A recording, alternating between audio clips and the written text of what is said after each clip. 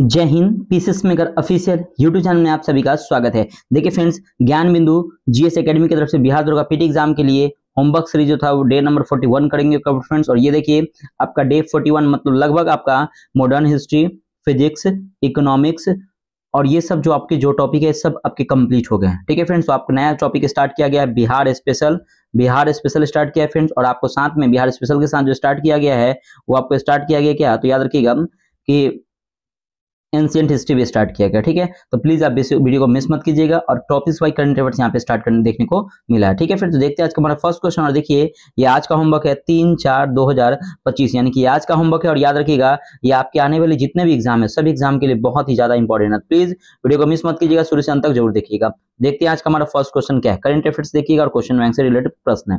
पहला क्वेश्चन है क्या कि प्रधानमंत्री धन धान्य योजना के तहत कितने किसानों को मदद मिलेगी और कितने जिलों को कवर किया जाएगा। देखिए प्रधानमंत्री धन धान्य योजना के तहत कितने किसानों को मदद मिलेगी, तो याद रखिएगा 1.7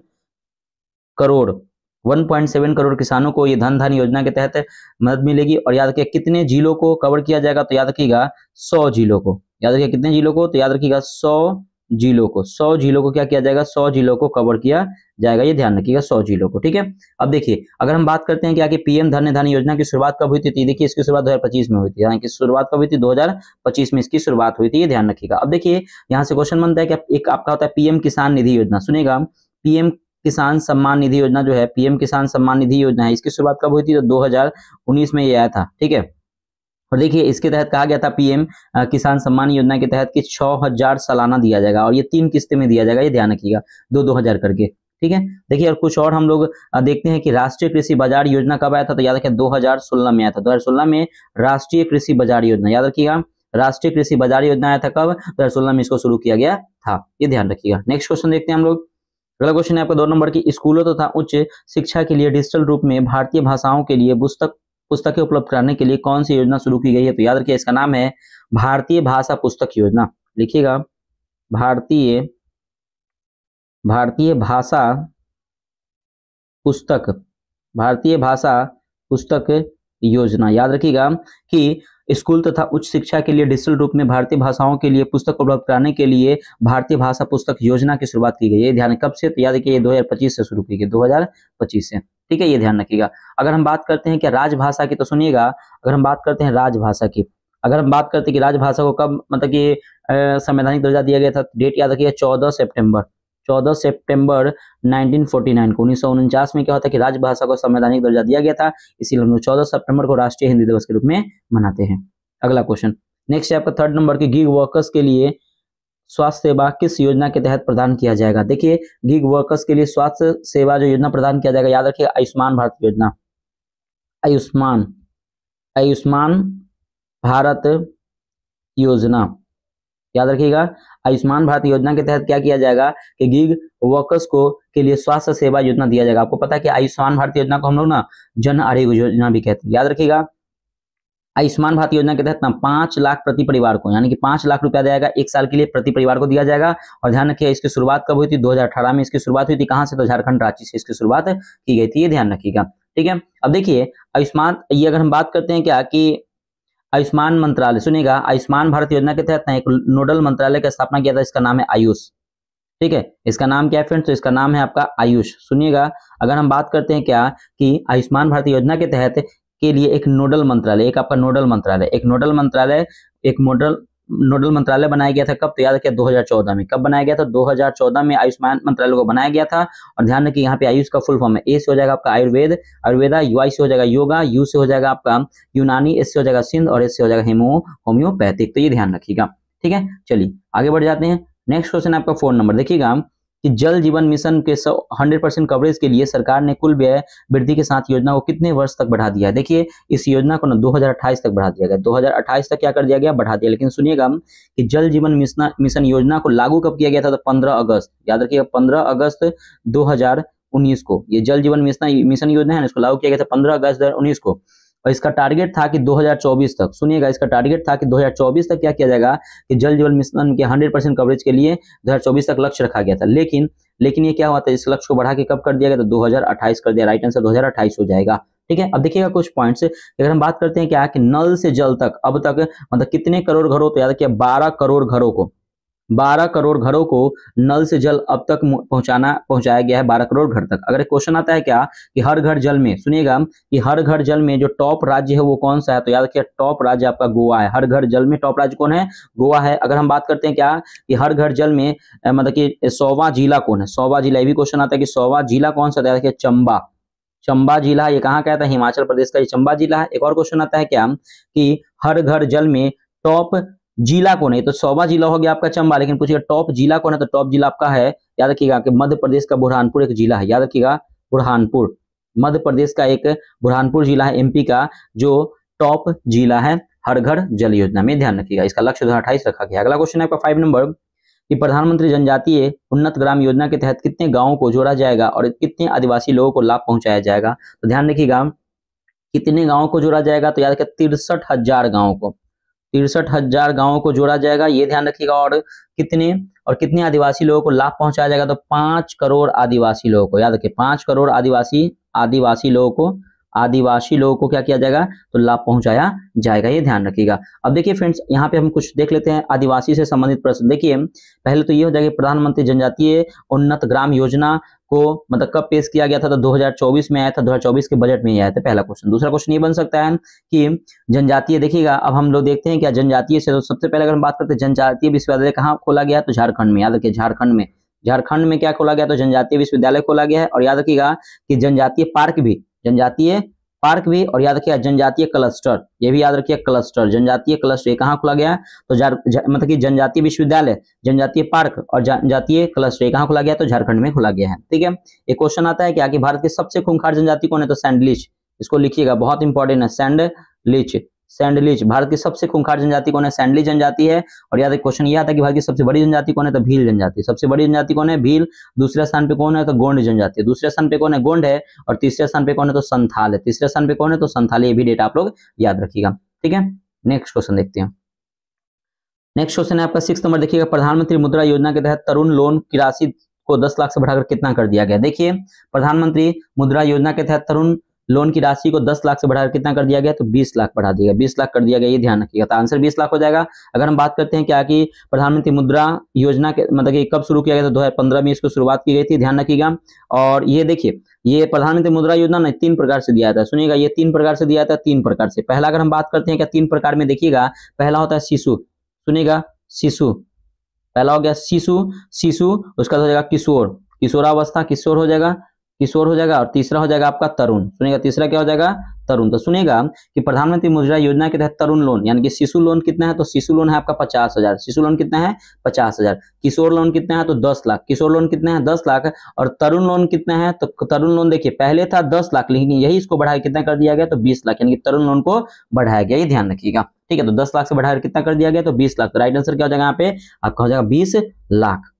अगला क्वेश्चन है आपका, देखिएगा 7 नंबर क्वेश्चन है क्या कि पीएम स्वनिधि योजना की शुरुआत कब की गई। देखिए अगर हम बात करते हैं कि पीएम स्वनिधि योजना की शुरुआत की गई 2020 में की गई थी। और ध्यान रखिएगा ये पीएम स्वनिधि योजना है ना, ये स्ट्रीट वेंडर जो भी हमारे स्ट्रीट होते हैं ना, स्ट्रीट मतलब रोड पे जो बेचते हैं स्ट्रीट वेंडर, उनके लिए था योजना। और ध्यान रखिएगा ये मतलब कि ये अगर स्ट्रीट वेंडर के लिए ना लोन मुहैया कराया था कितना, ध्यान रखिएगा लोन मुहैया कराया 10,000 रुपया, 10,000। और इसमें ना कोई भी ब्याज नहीं दिया जाएगा 10,000 में। लेकिन ये जो पीएम स्वनिधि योजना के तहत स्ट्रीट वेंडर है उनको लोन 10,000 के बढ़ाकर कितना कर दिया, तो 30,000 कर दिया, 10,000 से बढ़ाकर कितना कर दिया, 30,000 दिया जाएगा। और ध्यान रखिएगा इसमें कोई ब्याज नहीं लिया जाएगा। तो याद रखिएगा कब शुरुआत की, 2020 में स्ट्रीट वेंडर के लिए है। और इसमें 10,000 से राशि बढ़ाकर कितना कर दिया गया, तो 30,000 कर दिया गया है, ठीक है, ये ध्यान रखिएगा। नेक्स्ट क्वेश्चन ध्यान रखिएगा। और एक और क्वेश्चन यहाँ पे आता है फ्रेंड्स, सुनिएगा कि पीएम गरीब कल्याण योजना, सुनिएगा पीएम गरीब कल्याण अन्न योजना की शुरुआत हुई थी 20 जून, सुनिएगा 20 जून 2020 को शुरुआत हुई थी, ध्यान रखिएगा। और कहां से, तो याद रखिएगा ये खगड़िया बिहार से इसकी शुरुआत की गई थी, खगड़िया लिखिएगा इसको, खगड़िया बिहार से इसकी शुरुआत की गई थी, किसकी, तो पीएम गरीब कल्याण अन्न योजना की शुरुआत की गई थी। अगला क्वेश्चन देखते हैं 8 नंबर कि सुभद्रा योजना केंद्र सरकार द्वारा किस राज्य में शुरू की गई थी तथा किस बजट के दौरान शुरू की गई थी। सुनिएगा कि सुभद्रा योजना केंद्र सरकार द्वारा किस राज्य में शुरू की गई, तो याद रखिएगा इसको शुरू किया गया उड़ीसा राज्य में, किसमें, तो उड़ीसा राज्य में शुरू किया गया। और याद रखिएगा किस बजट के दौरान, तो 2024 के बजट के दौरान, सुनिएगा 2024 के बजट के दौरान इसकी शुरुआत की गई थी, ये ध्यान रखिएगा। अभी क्वेश्चन आता है, सुनिएगा यही क्वेश्चन आता है क्या कि विश्व मतलब महिलाओं के लिए विश्व की सबसे बड़ी योजना कौन है, तो यही आपका सुभद्रा योजना, बहुत इंपॉर्टेंट है। महिलाओं के लिए विश्व की सबसे बड़ी योजना, ये विश्व की सबसे बड़ी योजना है कौन है, तो सुभद्रा योजना है। ध्यान रखिए उड़ीसा में इसको शुरू किया गया। और ध्यान रखिएगा ये सुभद्रा योजना के तहत ना, सुभद्रा योजना के तहत क्या राशि जो दिया जाएगा वो 5 साल के लिए दिया जाएगा, 5 साल के लिए शुरू किया जाएगा। और याद रखिए इस राशि में 5 साल में ना 50,000 राशि दिया जाएगा, 50,000 रुपया दिया जाएगा, ये ध्यान रखिएगा। चलिए अगला क्वेश्चन है आपका 9 नंबर कि पीएम डिवाइन योजना का लक्ष्य क्या रखा गया है तथा इसका संबंध किससे होगा। सुनिएगा कि पीएम डिवाइन योजना का लक्ष्य रखा गया है 2025-26, 2025-26 इसका लक्ष्य रखा गया है। और तथा इसका संबंध किससे है, तो याद रखिए पूर्वोत्तर विकास से। किससे है, तो पूर्वोत्तर, लिखिएगा पूर्वोत्तर विकास से, पूर्वोत्तर विकास से, याद रखिए पूर्वोत्तर विकास से इसका संबंध है। ठीक है, अब एक याद रखिएगा रैंप योजना, लिखिएगा रैंप योजना। ये रैंप योजना जो है ना, रैंप योजना, इसको लिखिएगा कि रैंप योजना का संबंध ना किससे है, तो एमएसएमई से, एमएसएमई यानी कि माइक्रो स्मॉल मीडियम इंटरप्राइजेस। ठीक है ना। और ध्यान रखिएगा कि एक ये तो हो गया आपका आंसर का पूर्वोत्तर योजना है, एक आपका पूर्वोदय योजना। सुनिएगा एक क्या है आपका पूर्वोदय योजना, पूर्वोदय, सुनिएगा एक हो गया पूर्वोत्तर, ये हो गया पूर्वोदय योजना। पूर्वोदय योजना जो है 5 राज्य में शुरू किया गया है। ठीक है ना, 5 राज्य में शुरू किया गया। तो आप लोग कमेंट करके बताइए कि वो 5 राज्य कौन है। मैं बहुत बार आपको बता चुका हूँ, बिहार, झारखंड, वेस्ट बंगाल, 2 राज्य का और नाम बताइए। ठीक है, पूर्वोदय जो आपको पूर्वोदय योजना की शुरुआत की गई है 5 राज्य में, मैं 3 राज्य बता दिया, बिहार, झारखंड, वेस्ट बंगाल, 2 राज्य का आप नाम कमेंट करके जरूर बताइएगा। कल आपने एक आध जो है भाई उन्होंने कमेंट किया था, मैं पूछा था कि 51वें चीफ जस्टिस ऑफ इंडिया कौन है, तो आप लोग कमेंट किए थे, उसके लिए थैंक यू। आप लोग कमेंट करते तो अच्छा लगता है, क्योंकि देखिए कमेंट करना इसलिए जरूरी होता है ना कि ताकि आपको पता चले कि वो क्वेश्चन हाँ एग्जाम में आने की संभावना होता है, ये ध्यान रखिएगा। ठीक है, याद रखिएगा। नेक्स्ट है आपका फसल बीमा योजना को किस वर्ष तक चलाने के लिए मंजूरी प्रदान की गई है। देखिए फसल बीमा योजना को किस वर्ष चलाने के लिए मंजूरी प्रदान की गई, तो याद है 2025-26 तक चलाने के लिए मंजूरी प्रदान की गई है। 2025-26 हो जाएगा इसका राइट आंसर। अगर हम बात करते हैं, सुनिएगा कि देखिए अगर हम बात करते हैं फसल बीमा योजना की, सुनिएगा तो फसल बीमा योजना अगर हम बात करते हैं फसल बीमा योजना, तो इसको लाया कब गया था, 2016 में, पहला क्वेश्चन। ठीक है, दूसरा क्वेश्चन ये बनता है कि कहां से घोषणा हुई थी, ध्यान रखिएगा इसको न्यू दिल्ली से घोषणा किया गया था फसल बीमा योजना का। ठीक है, एक क्वेश्चन आता है कि विश्व की सबसे बड़ी फसल योजना कौन है, तो यही है फसल बीमा योजना, विश्व की सबसे बड़ी फसल बीमा योजना, ये ध्यान रखिएगा। अब देखिए अगर हम बात करते हैं फसल बीमा योजना के तहत ना 3 फसल को क्या हुआ था कि बीमा प्रदान किया गया था। फसल बीमा योजना के तहत 3 फसल को, एक आपका पहला आपका है रबी फसल, पहला कौन सा है रबी फसल, दूसरा आपका हो जाएगा खरीफ फसल, दूसरा कौन हो जाएगा खरीफ फसल, तीसरा जो हो जाएगा आपका बागवानी फसल, कौन हो जाएगा बागवानी फसल। ध्यान रखिए बागवानी फसल। अगर हम बात करते हैं रबी फसल के तहत कितने बीमा कवर किया गया, तो 1.5% बीमा। खरीफ फसल के तहत कितना किया गया, तो 2% बीमा किया गया। और बागवानी फसल के तहत कितना, तो 5% बीमा प्रदान किया गया है। तो इतना बात आप लोग याद रखिएगा। ठीक है, देखिए अगर एक और बात करते हैं क्या कि मृदा स्वास्थ्य कार्ड योजना कब आया था, 2015 में शुरू हुआ था। क्वेश्चन आता है कि मृदा स्वास्थ्य कार्ड योजना कब शुरू हुआ था, 2015 में। और ध्यान रखिए कहां से हुआ था मृदा स्वास्थ्य कार्ड योजना, सूरत, याद रखिए सूरतगढ़ राजस्थान से इसकी शुरुआत हुई थी मृदा स्वास्थ्य कार्ड योजना, ये भी ध्यान रखिएगा। नेक्स्ट क्वेश्चन है आपका कि हथकरघा उद्योग को बढ़ावा देने के लिए उनके निर्यात और संवर्धन के लिए कौन सी योजना शुरू की गई थी, तो याद रखिएगा इसकी शुरुआत की थी राष्ट्रीय, लिखिएगा राष्ट्रीय निवल हथकरघा योजना, हथकरघा हो जाएगा योजना हो जाएगा, याद रखिएगा। मतलब कहने का मतलब क्या, हथकरघा उद्योग को बढ़ावा देने के लिए निर्यात और संवर्धन के लिए राष्ट्रीय निवल हथकरघा योजना की शुरुआत की गई थी, ये ध्यान रखिएगा। और ये राष्ट्रीय निवल हथकरघा योजना की शुरुआत कब की गई थी, तो याद रखिए 2025 में, 2025 में इसकी शुरुआत की गई, ये ध्यान रखिएगा। ठीक है, चलिए आगे बढ़ जाए। अगर बात करते हैं क्या हथकरघा उद्योग में, सुनिएगा कि हथकरघा उद्योग में टॉप राज्य कौन है, तो यूपी है, ये भी ध्यान रखिएगा। नेक्स्ट क्वेश्चन है आपका 12 नंबर कि पीएम सोलर घड़ी योजना कब शुरू की गई तथा इस पर सरकार द्वारा कितनी सब्सिडी दी जाएगी। देखिए पीएम सोलर घड़ी योजना की शुरुआत हुई 2024 में, 2024 में शुरू हुई थी। और कितने परसेंट सब्सिडी दी जाएगी, तो याद रखिए 40%, 40% सब्सिडी दी जाएगी। और इसका उद्देश्य है कि ग्रीन एनर्जी को बढ़ावा देना। ध्यान रखिए पीएम सोलर योजना का मतलब उद्देश्य क्या है, तो ग्रीन एनर्जी को बढ़ावा देना, ये भी ध्यान रखिएगा।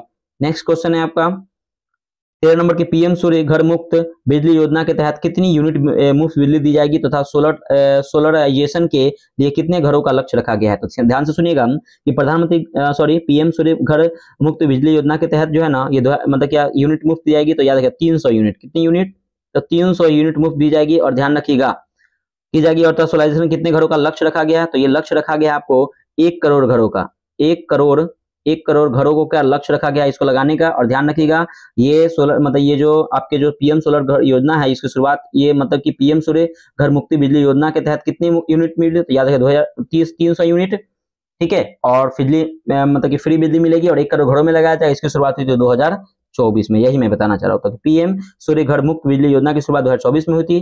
300 यूनिट बिजली फ्री में दी जाएगी, ठीक है ना। 1 करोड़ घरों में लगाया जाएगा, ठीक है ना। 40% सब्सिडी दी जाएगी, ये ध्यान रखिएगा। अगला क्वेश्चन है आपका 40 नंबर कि प्रधानमंत्री गरीब कल्याण योजना की अवधि को बढ़ाकर किस वर्ष तक कर दिया गया है। सुनिएगा कि प्रधानमंत्री गरीब कल्याण अन्न मतलब कि जो अन्न यहाँ पे अन्न छूट गया है, अन्न योजना की अवधि को बढ़ाकर 2028 तक कर दिया गया, 2028 तक कर दिया गया, ये ध्यान रखिएगा, ठीक है। इसमें राशन आपको मुफ्त दिया जाएगा, 5 किलो राशन आपको मुफ्त दिया जाता है। इसकी शुरुआत हुई थी जून 2020 में इसकी शुरुआत हुई थी, ध्यान रखिएगा, ठीक है। चलिए अगला क्वेश्चन हम लोग देखते हैं, नेक्स्ट देखते हैं। और याद रखिए कहां से हुई थी, खगड़िया बिहार से इसकी शुरुआत हुई थी। प्रधानमंत्री गरीब कल्याण अन्न योजना की शुरुआत खगड़िया बिहार से हुई थी। रिवीजन सीरीज देखिएगा, इसका प्रश्न है विश्व सरकार शिखर सम्मेलन कहाँ हुआ था, तो आपको पता है कि दुबई में हुआ था। कहां पे हुआ था, तो दुबई में। देखिएगा इसकी शुरुआत जो हुई थी कहां हुई थी, तो दुबई में थी, दुबई में, ठीक है। अब दुबई से कुछ और पॉइंट याद रखिएगा कि दुबई से हुआ था हीमोफीलिया की बीमारी उसका सम्मेलन, और शिक्षा पर सम्मेलन कहां हुआ था, दुबई में, मैं आपको कल बताया था। बिम्स्टेक युवा शिखर सम्मेलन 2025 कहां हुआ था, तो ध्यान रखिएगा ये हुआ था गांधीनगर गुजरात में, गांधीनगर में हुआ था, गांधीनगर गुजरात में हुआ था, गांधीनगर गुजरात में होता, भारत के गांधीनगर गुजरात में हुआ था बिम्स्टेक युवा शिखर सम्मेलन 2025 का आयोजन, ठीक है ना। अब देखिए क्वेश्चन यहां से बनता है कि बिम्स्टेक जो है ना, बिम्स्टेक एक मंत्री स्तरीय सम्मेलन कहां हुआ था, तो न्यू दिल्ली में हुआ था, न्यू दिल्ली में, ठीक है, ये ध्यान रखिएगा। अगला क्वेश्चन है आपका कि G21 2025 की मेजबानी कौन करेगा, तो याद रखिएगा इसकी जो मेजबानी करेगा दक्षिण अफ्रीका करेगा। कौन सा देश करेगा, तो दक्षिण अफ्रीका करेगा। 2021 का G21 2025 की मेजबानी करेगा, ये ध्यान रखिएगा। तो अगर हम बात करते हैं क्या G21 2024 में कौन मेजबानी किया है, तो ब्राजील किया है। कौन किया है, तो ब्राजील किया है। लेकिन ध्यान रखिएगा ये तो G21 का हो गया, एक आता है G20 2023 का जो आयोजन हुआ है ना, दिल्ली में हुआ, 2023 में जो हुआ कहां पे हुआ था, दिल्ली में हुआ। कहां पे, दिल्ली के भारत मंडपम में हुआ है, ठीक है ना, ध्यान रखिएगा। भारत के दिल्ली के भारत मंडपम में किया गया है G20 2023 का आयोजन, ठीक है। अगला है आपका G7, देखिएगा G7 शिखर सम्मेलन 2025 का आयोजन कहां किया जाएगा, तो कनाडा में। कहां किया जाएगा, तो कनाडा में किया जाएगा, ये ध्यान रखिएगा। और G7 शिखर सम्मेलन 2024 है, इसका आयोजन कहां किया है, तो याद रखिएगा अपुलिया में किया गया। अपुलिया आपका कहां, अपुलिया शहर है इटली का, वहां पे किया गया। अगला क्वेश्चन है आपका कि क्वाड 2025 का आयोजन कहां किया गया, तो याद रखिएगा ये भारत में किया जाएगा, भारत में, ध्यान रखिएगा, ठीक है, भारत में। अगर हम बात करते हैं क्या कि पूर्वोदयी सम्मेलन 2025 कहां, तो ये कोलकाता में। कहां पे, तो कोलकाता में, ध्यान रखिए, कोलकाता में। अगला क्वेश्चन है आपका कि पुस्तक मेला कहां पे, तो न्यू दिल्ली में। पुस्तक मेला 2025 न्यू दिल्ली में किया जाएगा। प्रवासी भारतीय दिवस 2025 कहां किया गया, तो उड़ीसा की राजधानी भुवनेश्वर में। कहां किया गया, तो उड़ीसा की राजधानी भुवनेश्वर में इसका आयोजन किया गया है। अगला है क्या कि बेब्स शिखर सम्मेलन 2025 का आयोजन कहां किया, भारत की न्यू दिल्ली में किया गया है। और आसियान भारत पर्यटन वर्ष किस वर्ष घोषित किया गया, तो 2025 घोषित किया गया, 2025 देखिएगा 2025 घोषित किया गया। आसियान भारत पर्यटन वर्ष किसे घोषित किया गया, तो 2025 को घोषित किया गया है, ठीक है। चलिए अगला क्वेश्चन देखते हैं। अब देखिए यहाँ पे क्वेश्चन है क्या सिग्मो त्योहार 2025 का आयोजन गोवा में। आपको पता है कि सिग्मो फेस्टिवल कहाँ मनाया जाता है, तो गोवा में मनाया जाता है, ये ध्यान रखिएगा। तो यहाँ पे राइट आंसर हो जाएगा गोवा, ठीक है। चलिए आगे बढ़ जाते हैं। नेक्स्ट टाइप का क्वेश्चन कि काकोरी ट्रेन लूट की घटना कब हुई थी तथा इस किस संगठन द्वारा अंजाम दिया गया था। देखिए काकोरी ट्रेन लूट जो हुई थी ना 1925 में हुई थी, इसको लिखिएगा 1925 में। और कब हुई थी, मतलब किस संगठन के द्वारा था, HRA संगठन के द्वारा हुआ था। इसका फुल फॉर्म होता है हिंदुस्तान रिपब्लिक एसोसिएशन के द्वारा हुआ गया था। अगर हम बात करते हैं क्या HRA संगठन की स्थापना ये बना कब था, तो 1924 में ये बना था, ध्यान रखिए 1924 में बना था। और इसमें मतलब कि इसको बनाया था किसने, सचिंद्र सन्याल ने बनाया था। लेकिन HRA के संस्थापक कौन है, तो राम प्रसाद बिस्मिल। देखिएगा राम प्रसाद बिस्मिल जो थे, इसको HRA को बनाया था, हिंदुस्तान रिपब्लिक एसोसिएशन को इन्होंने बनाया था। और यही बनाने के बाद 1925 में क्या होता है, काकोरी ट्रेन लूट हुआ था। और देखिए काकोरी ट्रेन लूट का घटना क्या है, सुनिएगा। अगर हम काकोरी ट्रेन लूट की बात करें तो लखनऊ से सहारनपुर, लिखिएगा लखनऊ से एक ट्रेन जा रही थी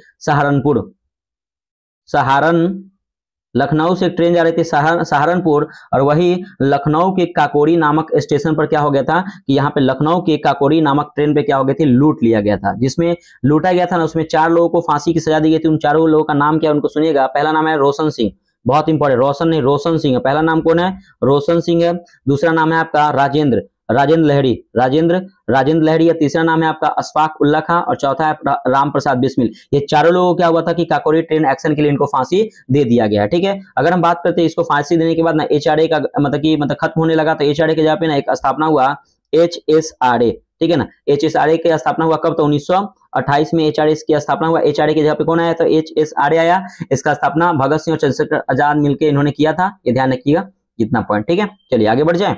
अगला क्वेश्चन आपको देखते हैं 17 नंबर। देखिएगा कि भोजन कार्य और उत्पादन का नारा किस पंचवर्षीय योजना में दिया गया था? ध्यान रखिएगा, एक आपका 7वीं पंचवर्षीय योजना है। 7वीं पंचवर्षीय योजना, 7वीं पंचवर्षीय योजना में, 7वीं पंचवर्षीय योजना में भोजन कार्य और उत्पादन का नारा दिया गया था। अगर 7वीं पंचवर्षीय योजना की बात करें कब से, तो 1985 से लेकर 90 तक हुआ था। और ये किस मॉडल पे था? तो याद रखिए, इस मॉडल का नाम लिख लीजिएगा, W Miller model. W Miller model पर ये आधारित था, ये ध्यान रखिएगा। अगला क्वेश्चन देखते हैं।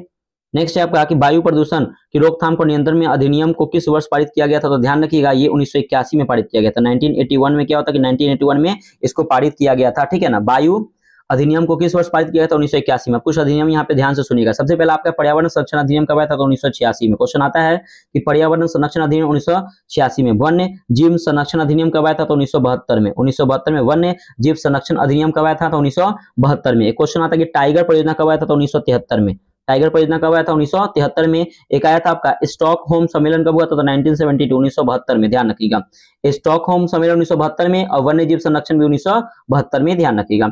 हाथी परियोजना कब हुआ था? तो 1992 में। 1992 में आया था, हाथी परियोजना आया था 1992 में। और एक आया था मॉन्ट्रियल प्रोटोकॉल सम्मेलन कब हुआ था? तो 1987 में। 1987 में हुआ था मॉन्ट्रियल प्रोटोकॉल सम्मेलन कब हुआ था? 1987 में। तो ये ध्यान रखिएगा। मैं फिर से एक बार बोलता हूँ, पर्यावरण संरक्षण अधिनियम आया था 1986 में, वन संरक्षण अधिनियम आया था 1972 में, उसके बाद आया था टाइगर परियोजना भी आया था 1972 में।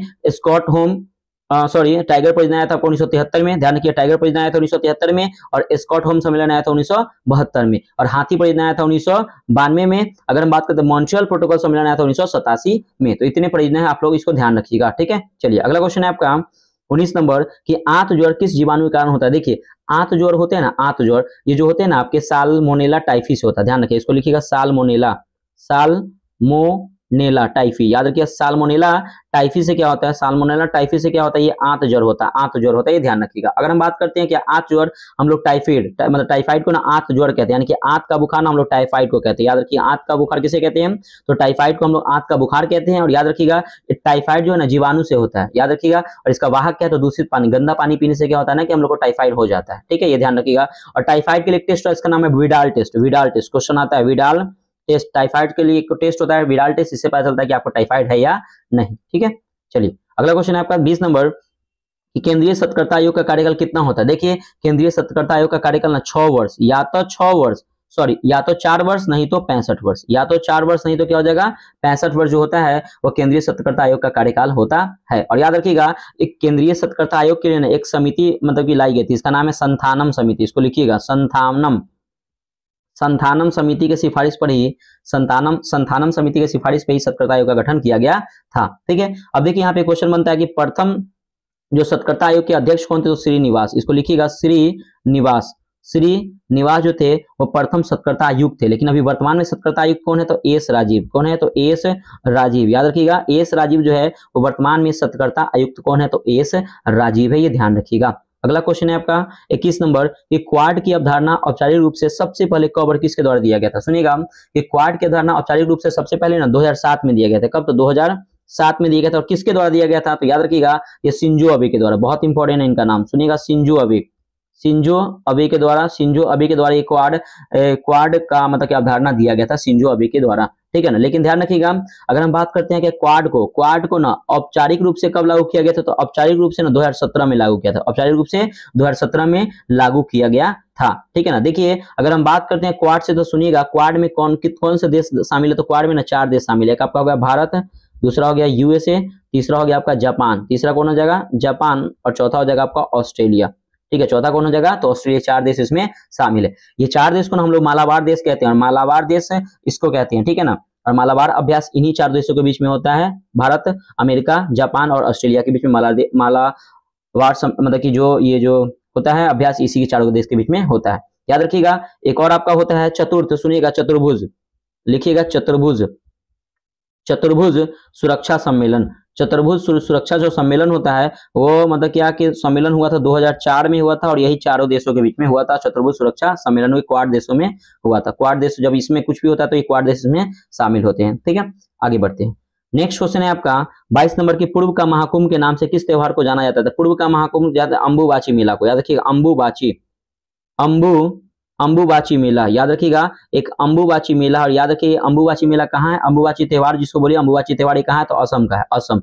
अंबुबाची त्योहार कहाँ है? तो असम का है। तो अंबुबाची त्योहार को हम लोग क्या कहते हैं? तो पूर्व का महाकुंभ के नाम से जाना जाता है। देखिएगा अगर हम बात करते हैं क्या, ये अंबुबाची त्योहार जो होता है वो कहाँ है मनाया जाता है? तो याद रखिएगा ये अंबुबाची त्योहार जो होता है ना वो मतलब कि कामाख्या देवी मंदिर में लगता है। याद रखिए अंबुबाची त्योहार कहाँ लगता है? तो कामाख्या, याद रखिएगा कामाख्या देवी, इसको लिखिएगा कामाख्या, कामाख्या, कामाख्या, कामाख्या देवी मंदिर। याद रखिए कामाख्या देवी मंदिर में क्या हुआ था कि अंबुबाची त्योहार मतलब मनाया जाता है। ठीक है, अब देखिए कुछ पॉइंट यहाँ पे याद रखिएगा कि सुनिएगा असम में, अगर हम असम की बात करते हैं तो असम में सुनिएगा एक पॉइंट याद रखिएगा कि पहला तेल कुआं जो मतलब खोदा गया था असम में, याद रखिएगा माकुम में। असम के कहाँ पे? तो माकुम में, असम के माकुम में पहला तेल कुआं खोजा गया था। और याद रखिए पहला तेल रिफाइनरी ये असम के डिगबोई में, याद रखिए पहला तेल रिफाइनरी कहाँ गया था? असम के डिगबोई में, असम के डिगबोई में, ये ध्यान रखिएगा। अगला क्वेश्चन देखिएगा, सही सुमेलित करना। देवी चंद्रगुप्तन, याद रखिए देवी चंद्रगुप्त के लेखक कौन है? विशाख दत्त, विशाख दत्त है। अगला देखिएगा विशाख दत्त हो गए। अगर कर्पूर मंजरी के लेखक कौन है? तो राजशेखर सॉरी, उसके बाद किरातनियम, याद रखिएगा कि किरातनियम के लेखक कौन है? भारवी है। और 10 कुमार चरित के लेखक कौन है? तो दंडी है, ये ध्यान रखिएगा। अब देखिए एक क्वेश्चन आता है क्या कि मालविकाग्निमित्रम, ठीक है ना, अभिज्ञान शकुंतलम और मेघदूतम, इस सब के लेखक कौन है? तो कालिदास। याद रखिए बहुत इंपॉर्टेंट है, क्वेश्चन आता है क्या कि मालविकाग्निमित्रम, अभिज्ञान शकुंतलम और मेघदूतम के लेखक कौन है? तो कालिदास है। और याद रखिए क्वेश्चन आता है अभिज्ञान शकुंतलम से, सुनिएगा अभिज्ञान शकुंतलम, अभिज्ञान शकुंतलम, याद रखिएगा अभिज्ञान शकुंतलम की बात करते हैं। सुनिएगा अभिज्ञान शकुंतलम को ना अंग्रेजी में अनुवाद किसने किया था? तो अंग्रेजी में अनुवाद ना विलियम जोन्स ने किया था। विलियम जोन्स ने अंग्रेजी में अनुवाद विलियम जोन्स ने कब किया था? तो 1789 में किया था। अभिज्ञान शकुंतलम को अंग्रेजी में अनुवाद किसने किया था? तो विलियम जोन्स ने किया था 1789 में। और अभिज्ञान शकुंतलम के रचयिता कौन है? तो याद रखिएगा कालिदास है। ठीक है, चलिए अगला क्वेश्चन है आपका 24 नंबर क्वेश्चन देखिएगा कि मछीवाड़ा का युद्ध कब और किसके बीच हुआ था? देखिए मछीवाड़ा का युद्ध हुआ था 1555 में, 1555 में। और किसके बीच में हुआ था? तो हुमायूं, याद रखिएगा हुमायूं और अफगान के बीच में हुआ था। हुमायूं और अफगान के बीच में, हुमायूं और अफगान के बीच में हुआ था। हुमायूं जीत जाता है, अफगान क्या होता है? हार जाता है, ये ध्यान रखिएगा। अब देखिए ये तो हो गया आपका 1555 में मछीवाड़ा का युद्ध। एक होता है आपका ना चौसा का युद्ध, कब हुआ था? 1539 में हुआ था चौसा का युद्ध। किसके बीच में हुआ था? तो शेरशाह और हुमायूं के बीच में होता है। शेरशाह क्या होता है? शेरशाह और हुमायूं के बीच में था। शेरशाह जीत जाता है और हुमायूं क्या हो जाता है? हार जाता है। ये 1539 में चौसा का युद्ध हुआ था। एक हुआ था 1540 में, सुनिएगा 1540 में एक युद्ध होता है जिसको बोलते हैं बिलग्राम का युद्ध। बिलग्राम, याद रखिएगा बिलग्राम का युद्ध होता है। बिलग्राम के युद्ध में क्या होता है? इसमें भी शेरशाह जीत जाता है और हुमायूं हार जाता है, ये ध्यान रखिएगा। ठीक है, अगला क्वेश्चन 25 नंबर देखिएगा, दशमलव प्रणाली के आधार पर मनसबदारी प्रथा का शुभारंभ किसके द्वारा किया गया? सुनिएगा कि दशमलव प्रणाली के आधार पर मनसबदारी प्रथा का शुभारंभ किया गया था अकबर ने। किसने किया था? अकबर ने किया था। अकबर ने किया था, कब किया था? ध्यान रखिए था अकबर ने 1575 में किया था। 1575 में किया था अकबर ने, ही ध्यान रखिएगा। और अकबर जो है, अकबर मतलब राजा बना था 13 वर्ष, महज 13 वर्ष की उम्र में क्या होता कि अकबर ने राजा बना था। और याद रखिए कहाँ पे अपना राजारोहण किया था? पंजाब के कालानौर में, लिखिएगा पंजाब के कालानौर में, पंजाब के कालानौर में, पंजाब के कालानौर में, कालानौर में क्या हुआ था कि अकबर ने क्या हुआ था कि अपना राज्यारोहण करवाया था। अब देखिए कुछ अकबर से रिलेटेड प्रश्न देखिएगा। 1556 में आपका पानीपत का द्वितीय युद्ध हुआ था, ठीक है ना, पानीपत का द्वितीय युद्ध हुआ था। बात करते हैं 1562 में, 1562 में क्या हुआ था? तो दास प्रथा का अंत अकबर ने किया था। 1563 में याद रखिएगा कि तीर्थ यात्रा कर को समाप्त किया था अकबर ने। 1564 से याद रखिएगा कि जजिया कर को समाप्त किया था अकबर ने। और 1605 में क्या होती है? अकबर की मृत्यु हो जाती है। ठीक है, अगला नेक्स्ट क्वेश्चन है आपका, नेक्स्ट है आपका 26 नंबर की, शाहजहां नामा नामक पुस्तक किसके द्वारा लिखी गई थी? देखिए शाहजहां नामक पुस्तक जो है किसके द्वारा लिखी गई है? तो याद रखिए ये जो लिखा गया है ना, ये इनायत खां के द्वारा लिखिएगा। इनायत खां, इनायत खां के द्वारा, इनायत खां के द्वारा क्या हुआ था कि शाहजहां नामा नामित पुस्तक लिखा गया था। अब देखिए कुछ और पुस्तक देखिएगा, कुछ और पुस्तक अगर बात करें अकबरनामा, अकबरनामा किसके द्वारा लिखा गया? तो अकबरनामा लिखा गया अबुल फजल के द्वारा। अबुल फजल के द्वारा अकबरनामा नामा लिखा गया था। अगर बात करते हैं क्या ये अगर जहांगीरनामा, देखिए अकबरनामा जो है ना अबुल फजल के द्वारा लिखा गया था, ये जीवनी है। ये जो है ना अकबरनामा अबुल फजल के द्वारा लिखा गया है, जीवनी है अकबर की क्या है इसमें, जीवनी है। ठीक है, अगर हम बात करते हैं क्या कि जहांगीरनामा खुद ना जहांगीर के द्वारा लिखा गया, जहांगीरनामा खुद किसके, जहांगीर के द्वारा लिखा गया, ये ना आत्मकथा है, खुद लिखा है तो आत्मकथा, दूसरा लिखेगा तो जीवनी। ठीक है, ये ध्यान रखिएगा। चलिए अगला है आपका कि हुमायूंनामा लिखा गुलबदन बेगम ने, हुमायूंनामा किसने लिखा है, तो गुलबदन बेगम ने, गुलबदन बेगम ने लिखा, और ये भी क्या है आपका, ये भी आपका जीवनी है, ये भी क्या है आपका जीवनी है, याद रखिए जीवनी है। अगर हम बात करते हैं क्या कि बाबरनामा खुद बाबर ने लिखा है, और ये क्या है आपका, तो आत्मकथा, खुद लिखेगा तो आत्मकथा, अगर दूसरा लिखेगा तो जीवनी हो जाएगा। ठीक है, ये ध्यान रखिएगा। आगे बढ़ जाते हैं आगे। चलिए आगे देखते हैं। क्वेश्चन है क्या कि विनय पत्रिका नामक रचना किसके द्वारा तथा किस भाषा में लिखी गई थी। देखिए विनय पत्रिका नामक रचना जो है किसके द्वारा लिखी गई, तो तुलसीदास के द्वारा, याद रखिए तुलसीदास के द्वारा, किसके द्वारा, तो तुलसीदास के द्वारा लिखा गया, और किस भाषा में, तो याद रखिए ब्रज भाषा में, किस भाषा में, तो ब्रज भाषा में इसको लिखा गया है, ध्यान रखिएगा। देखिए अगर हम बात करें तुलसीदास की, तो तुलसीदास का ना मुख्य भाषा ना अवधी भाषा था, ध्यान रखिए मुख्य भाषा क्या था, मुख्य भाषा इनका अवधी भाषा था।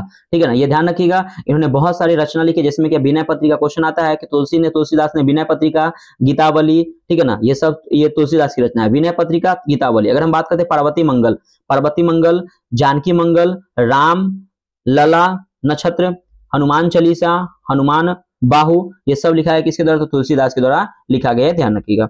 चलिए अगला क्वेश्चन है आपका 28 नंबर क्वेश्चन है क्या भारत आने वाला प्रथम पुर्तगाली गवर्नर कौन था। याद रखिएगा कि अल्मीडा था, कौन था, अल्मीडा जो था वो भारत आने वाला प्रथम पुर्तगाली गवर्नर कौन था, तो अल्मीडा था, ये ध्यान रखिए अल्मीडा था। ठीक है, अगर हम बात करते हैं क्या, सुनेगा कि अल्मीडा ने क्या किया था, ब्लू वाटर पॉलिसी, शांत जल की नीति, याद रखिए ब्लू वाटर पॉलिसी कितने लागू किया था, ब्लू वाटर पॉलिसी लाया था वही अल्मीडा ने, और फ्रांसिसो डी अल्मीडा ने लाया था। और याद रखिए ब्लू वाटर पॉलिसी यानी कि शांत जल की नीति किसने लाया था, तो अल्मीडा ने लाया था। अगर हम बात करते हैं कि भारत आने वाला पुर्तगाली दूसरा गवर्नर कौन था, सेकेंड गवर्नर कौन था, तो ध्यान रखिए उसका नाम है अल्बुकक। कौन है, अल्बुकक है, ध्यान रखिएगा। अल्बुकक को पुर्तगाल का वास्तविक संस्थापक माना जाता है। अल्बुकक ने क्या किया था, 1510 ईस्वी में गोवा पर अधिकार कर लिया था, गोवा को क्या कर लिया था, जीत लिया था। ठीक है, गोवा को जीत लिया था 1510 ईस्वी में, ध्यान रखिएगा। अगर हम बात करते हैं अल्बुकक को ना पुर्तगाल का वास्तविक संस्थापक माना जाता है, और अल्बुकक ने क्या किया था कि गोवा से ना सती प्रथा का अंत कर लिया था, सती प्रथा को क्या कर लिया था, अंत कर लिया था। और वहां के जो भी विधवा महिला थी उनसे क्या करने लगा, उन सभी से शादी करना प्रारंभ कर दिया। बहुत सारे जो अंग्रेज यहाँ पे पुर्तगाली जो भारत में उन सभी लोगों ने उससे क्या कर लिया, शादी करने लगा। उन्होंने क्या हुआ, गोवा में एक अपना राज्य को बसा लिया, और बसाने के बाद क्या हुआ, तो वही कहा जाता है कि अल्बुकक को पुर्तगाल का वास्तविक संस्थापक माना जाता है। ठीक है ना। अब देखिए एक युद्ध हुआ था 1612 में, एक युद्ध हुआ था, इसको बोलते हैं स्वाली का युद्ध। 1612 में एक स्वाली का युद्ध हुआ था, याद रखिए ब्रिटिश ईस्ट इंडिया कंपनी और पुर्तगाल के बीच में हुआ था, जिसमें क्या होता कि पुर्तगाल हार जाता है, ब्रिटिश इंडिया कंपनी जीत जाती है। ठीक है, आगे बढ़ जाते हैं। नेक्स्ट है क्या कि प्रथम आंग्ल मैसूर में मतलब कि वेरेलॉस्ट के समय हुआ था, तो ये आपका बिल्कुल सही है, वेरेलॉस्ट थे, बिल्कुल सही है। द्वितीय आंग्ल मैसूर थी वारेन हेस्टिंग्स, तो ये भी आपका सही है। और तृतीय आंग्ल मैसूर हुई कनिंग, देखिए तृतीय आंग्ल मैसूर हुआ कनिंग के समय नहीं हुआ था, ये जो हुआ था ना कार्नवालिस, ये लिखिएगा कार्नवालिस के समय हुआ था। कार्नवालिस के समय में क्या हुआ था, तो कार्नवालिस के समय क्या हुआ था, तो तृतीय आंग्ल मैसूर युद्ध हुआ था। चतुर्थ आंग्ल मैसूर युद्ध वेलेस्ली के समय, तो बिल्कुल सही। तो राइट आंसर ऑप्शन नंबर 3 हो जाएगा, ये आपका गलत है। अब देखिए फ्रेंड्स कुछ पॉइंट्स आप यहाँ पे याद रखिएगा, देखिएगा कि प्रथम आंग्ल मैसूर युद्ध कब हुआ, ये क्वेश्चन आता था। प्रथम आंग्ल मैसूर युद्ध हुआ था 1767 से 69 के बीच में, 1767 से 69 के बीच में हुआ था। ठीक है ना, ध्यान रखिएगा। तक चला था। द्वितीय आंग्ल मैसूर युद्ध 1780 से 84 तक चला था। तृतीय आंग्ल मैसूर युद्ध कब से कब तक चला था, तो 1790 से 92 तक चला था। और चतुर्थ आंग्ल जो मैसूर युद्ध 1799 तक चला था, 1799 तक चला था, ये ध्यान रखिएगा।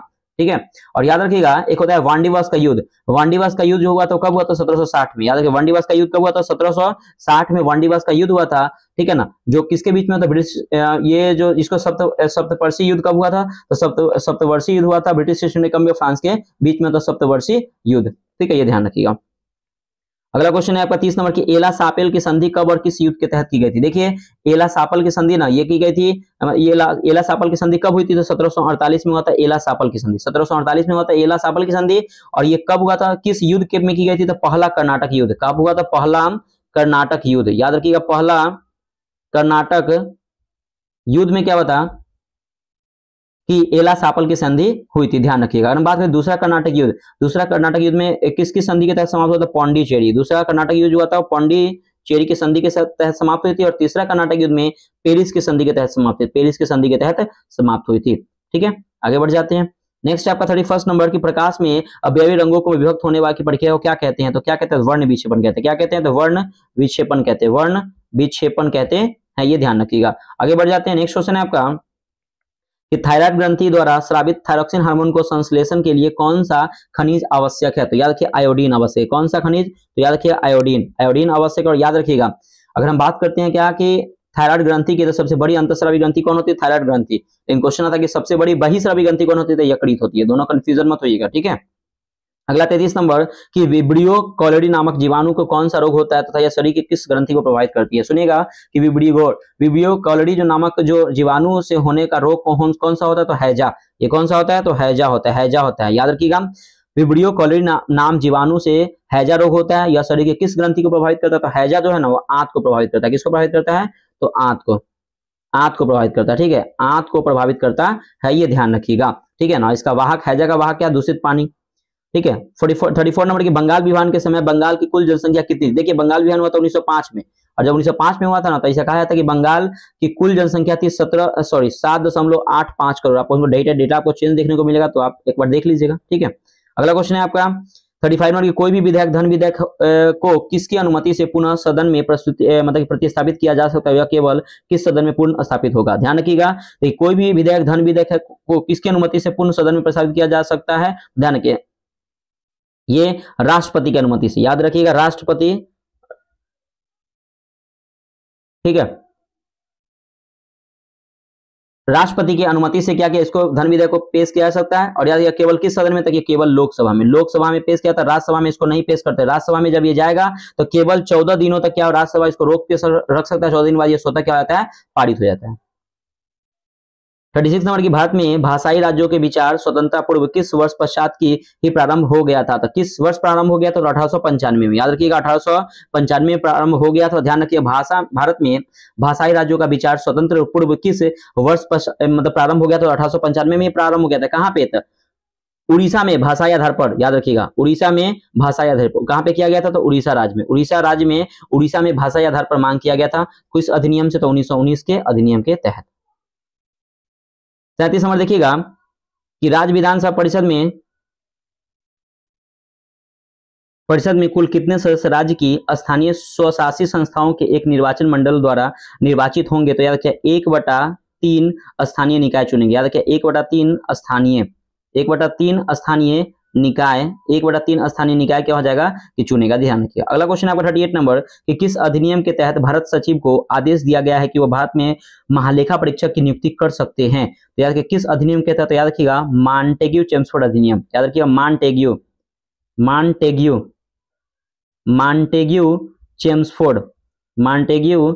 चेम्सफोर्ड अधिनियम 1919 के तहत मॉन्टेग्यू चेम्सफोर्ड अधिनियम 1919 के तहत कहा गया था कि सीएजी का पद लाया जाएगा, ठीक है।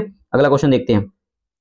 नेक्स्ट क्वेश्चन देखिएगा आपका। नेक्स्ट क्वेश्चन आपका 39 नंबर क्वेश्चन। देखिए 39 नंबर क्वेश्चन है क्या कि किस अधिनियम द्वारा भारतीय मामले पर सीधा ब्रिटिश नियंत्रण स्थापित किया गया है? तो किस मामले पर? याद रखिएगा 1858 का अधिनियम। याद रखिए 1858 के अधिनियम के तहत कहा गया है कि भारतीय मामलों पर सीधा ब्रिटिश नियंत्रण स्थापित किया जाएगा 1858 के अधिनियम के तहत, जिसको हम लोग ना शाही अधिनियम के नाम से भी जाना जाता है। शाही अधिनियम के नाम से जाना जाता है, ये ध्यान रखिएगा। और भारत का प्रथम जो वायसराय था कौन था? लॉर्ड कैनिंग था। याद रखिए। अगला क्वेश्चन है 40 नंबर कि बज्जी महाजनपद का संबंध किस राज्य में है तथा यह कितने कुलों में विभाजित था? देखिए बज्जी महाजनपद का संबंध जो है ना किस राज्य में है? तो याद रखिए बिहार राज्य से। कहाँ है? तो बिहार राज्य से संबंधित है। और ध्यान रखिएगा ये कितने कुलों में विभाजित था? तो ध्यान रखिए ये 8 कुलों में।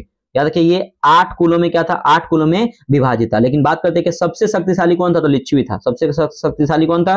तो लिच्छवी था। ये ध्यान रखिएगा ये 8 में से, ठीक है। अगला क्वेश्चन देखते हैं। अब देखिए बिहार स्पेशल यहाँ पे है क्वेश्चन, केमिस्ट्री बायोलॉजी क्वेश्चन है। तो कौटिल्य ने अपने पुस्तक अर्थशास्त्र में किस जनजातीय संघ का उल्लेख किया है? तो याद रखिए किस जनजातीय संघ का उल्लेख किया है? तो याद रखिए वज्जी संघ। याद रखिए किस जनजातीय संघ? तो वज्जी संघ का उल्लेख किया।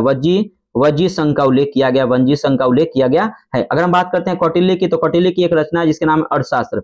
क्वेश्चन आता है कि अर्थशास्त्र किसकी रचना है? तो कौटिल्य की है। और याद रखिएगा कि अर्थशास्त्र की तुलना ना एक द प्रिंस से किया। द प्रिंस एक पुस्तक है, उससे अर्थशास्त्र की रचना की गई है, ठीक है ना। द प्रिंस मैकियावेली की रचना है। इसीलिए हम लोग चाणक्य को भारत का मैकियावेली कहते हैं, इसलिए चाणक्य को क्या कहते हैं, भारत का मैकियावेली कहते हैं। और याद रखिएगा कौटिल्य, ये जो क्या बोलते हैं, अगर हम विष्णुगुप्त यानी कि चाणक्य को बोलते हैं तो चंद्रगुप्त मौर्य के दरबार में थे और उसके क्या थे, प्रधानमंत्री थे। कौन, तो चाणक्य थे, ये ध्यान रखिएगा।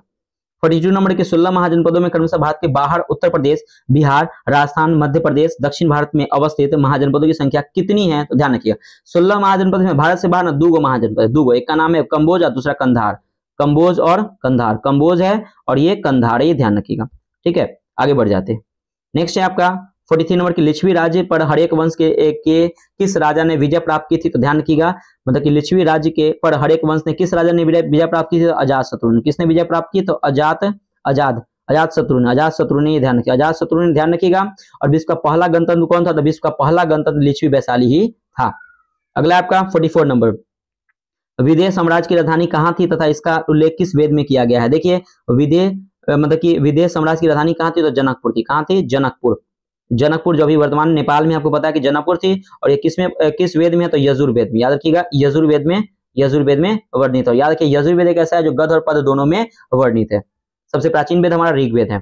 45 नंबर क्या कि अंग महाजनपद का उल्लेख किस वेद में किया गया है तथा वर्तमान में इससे बिहार में के कौन से जिले शामिल थे। ध्यान रखिएगा कि अंग महाजनपद का उल्लेख ना अथर्ववेद में किया गया, अथर्ववेद। याद रखिएगा अथर्ववेद में किया गया। अथर्ववेद में अंग महाजनपद का चर्चा की गई है।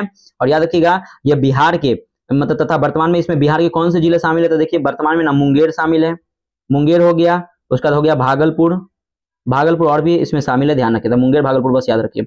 46 नंबर की हेनसांग ने किस महाजनपद को चेनपो के नाम से वर्णित किया है, तो याद रखिएगा हेनसांग ने किस महाजनपद को, अंग को चेनपो, याद रखिएगा अंग को चेनपो के नाम से वर्णित किया है। और अंग की राजधानी क्या है, तो अंग की राजधानी क्या है, चंपा है। हेनसांग की बात करें तो याद रखिए नीतियों का पंडित, ठीक है, इसको कहा जाता है। मतलब अगर बात करते हैं कि हेनसांग हर्षवर्धन के शासनकाल में भारत आया था और नालंदा विश्वविद्यालय में इन्होंने क्या किया था, अध्ययन किया था, ये ध्यान रखिएगा। अगला याद है, अगला क्वेश्चन 47 और किस महाजनपद की राजधानी चारों ओर 5 पहाड़ियों से घिरी हुई थी, तो याद रखिए मगध की जो थी ना, मगध महाजनपद की जो राजधानी थी, जिसका मतलब राजधानी थी राजगीर। मतलब किस महाजनपद की राजधानी चारों ओर से 5 पहाड़ियों से घिरा हुआ, तो मगध की राजधानी थी राजगीर। यानी कि राजगीर जो था वो क्या था कि चारों ओर से पहाड़ियों से घिरा हुआ था, ठीक है ना, चारों ओर से 5 पहाड़ियों से घिरा हुआ था। और याद रखिए राजगीर शहर की स्थापना ना बसाया था किसने, जरासंध ने। किसने बसाया था, तो जरासंध ने राजगीर शहर को बसाया था। 48 नंबर की बिहार के किस स्थल से पुरापाषाण के साक्ष्य मिले हैं, तो किस स्थल से मिले हैं, तो ध्यान रखिएगा मुंगेर और गया। याद रखिए मुंगेर और गया से क्या हुआ था कि बिहार के मुंगेर और गया से पुरापाषाण के साक्ष्य मिले हैं। अगला 49 नंबर क्वेश्चन देखिएगा कि चिरांद और चेचर नामक स्थल का संबंध किस काल से है। देखिएगा चिरांद और चेचर मतलब कि चेचर नामक स्थल का संबंध जो किस काल से, तो याद नवपाषाण काल से, नवपाषाण काल से इसका संबंध है। ध्यान रखिएगा चिरांद से बात करते तो याद रखिएगा कि हड्डी का अवशेष कहां से मिले, तो हड्डी का अवशेष मिले यही चिरांद से मिले, बिहार के चिरांद से। 50 नंबर क्या कि नवपाषाण युग और कांस्य युग के बीच का समकालीन काल कौन सा है, तो याद रखिएगा इसको बोलते हैं ताम्रपाषाण काल। क्या बोलते हैं, तो ताम्रपाषाण काल कहते हैं। ध्यान रखिए नवपाषाण युग और कांस्य युग के बीच के संक्रमणकालीन काल को ताम्रपाषाण काल कहा जाता है। अगला क्वेश्चन है, नेक्स्ट क्वेश्चन देखते हैं हम लोग। नेक्स्ट क्वेश्चन है 51 नंबर कि निम्न में से कौन सा स्थल नवपाषाण काल से संबंधित नहीं है। कौन सा स्थल नहीं है, तो ध्यान रखिएगा मुंगेर और नालंदा, ये दो जो स्थल है ना, ये जो 2 स्थल है ये आपके पुरापाषाण काल से पुरापाषाण काल से संबंधित है। पुरापाषाण काल से याद रखिएगा कि मुंगेर और नालंदा जो है वो पुरापाषाण काल से संबंधित है। अगर हम बात करते हैं क्या चिरांद, देखिए चिरांद मुनेर, ये मनेर है, मनेर जो आपके पटना में है, चिरांद हो गया, मनेर हो गया, चंपा हो गया और ताराहीड हो गया, ताराडी हो गया। ये तीनों का संबंध है नवपाषाण काल से। लेकिन ध्यान रखिएगा ताराडी जो है आपके गया में है, ये मध्यपाषाण काल, नवपाषाण काल और मतलब क्या पुरापाषाण काल तीनों से संबंधित है। लेकिन यहाँ पे आपको 2 ही आंसर हो जाएगा, मुंगेर और नालंदा। अगला आपका 52 नंबर की बिहार के सारण जिले में गंगा नदी के उत्तरी तट पर स्थित एक पुरातात्विक स्थल कौन सा है, तो याद रखिए चिरांद है। कौन सा है, तो ध्यान रखिए उसका नाम क्या है, चिरांद है। चिरांद याद रखिए क्या है नाम, तो चिरांद है। और चिरांद जो है आपका नवपाषाण काल का स्थल है, नवपाषाण काल में से है ये चिरांद। 53 नंबर है क्या कि अंग महाजनपद को किस शासक द्वारा मगध में मिलाया गया तथा अंग का अंतिम राजा कौन था। देखिए अंग महाजनपद को किस शासक द्वारा मगध में मिलाया गया था, तो बिंबिसार के द्वारा। किसके द्वारा मिलाया गया, तो याद रखिएगा बिंबिसार बिंबिसार के द्वारा मिलाया गया था। और ध्यान रखिएगा कि इस अंग मतलब कि तथा अंग का अंतिम राजा कौन था, तो ब्रह्मदत्त था। कौन था, याद रखिएगा, बृहदत्त नहीं, ब्रह्मदत्त, ब्रह्मदत्त याद रखिएगा, बृहदत्त मत कीजिएगा, ब्रह्मदत्त हो जाएगा, ठीक है। 54 नंबर के किस महाजनपद में प्रतिनिधियों की एक निर्वाचित विधानसभा भी थी, तो याद रखिए किस महाजनपद में, तो याद रखिए वैशाली, किसमें, तो वैशाली या लिच्छवी बोलिए, वैशाली बोलिए या आप इसको लिच्छवी बोल सकते हैं, लिच्छवी, ठीक है, वैशाली या लिच्छवी में। अगला क्वेश्चन आपका 55 नंबर की अंग महाजनपद की राजधानी क्या है तथा इस यह बिहार के किस जिले में मेल खाती है। ध्यान रखिएगा अंग महाजनपद की राजधानी चंपा है, चंपा है। और याद रखिएगा यह किस जिले में मेल खाती है, तो याद रखिएगा भागलपुर। कहां मेल खाएगी, तो भागलपुर में क्या करती है, मेल खाती है भागलपुर में, ये ध्यान रखिएगा।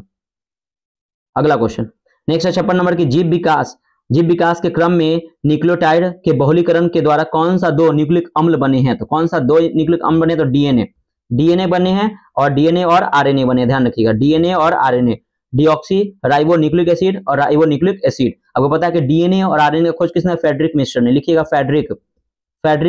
फ्रेडरिक मिश्र ने डीएनए और आरएनए दोनों का खोज किया, ये ध्यान रखिएगा। और डबल हेलिक्स मतलब कि किसने दिया था, तो वाटसन एवं क्रिक ने। अगला क्वेश्चन है किस तत्व के निर्माण के साथ ही जीवन उत्पत्ति का मार्ग प्रशस्त हो गया था, तो ध्यान रखिएगा न्यूक्लियो प्रोटीन नामक तत्व, न्यूक्लियो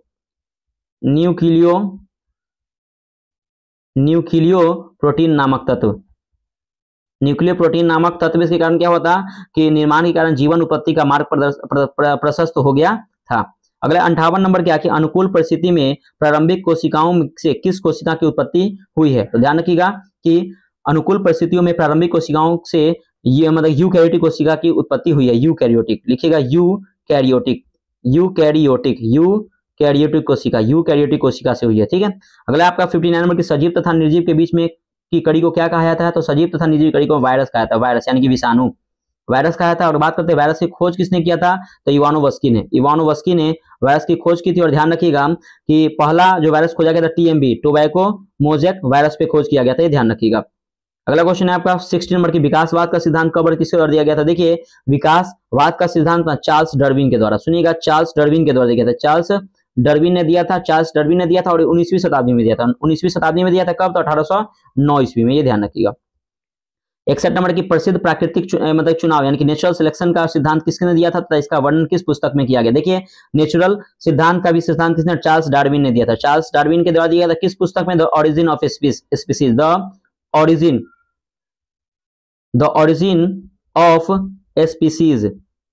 ऑरिजिन ऑफ स्पीसीज पुस्तक है जो 1859 में प्रकाशित हुआ था। इसमें क्या होता है कि इसमें दिया गया था।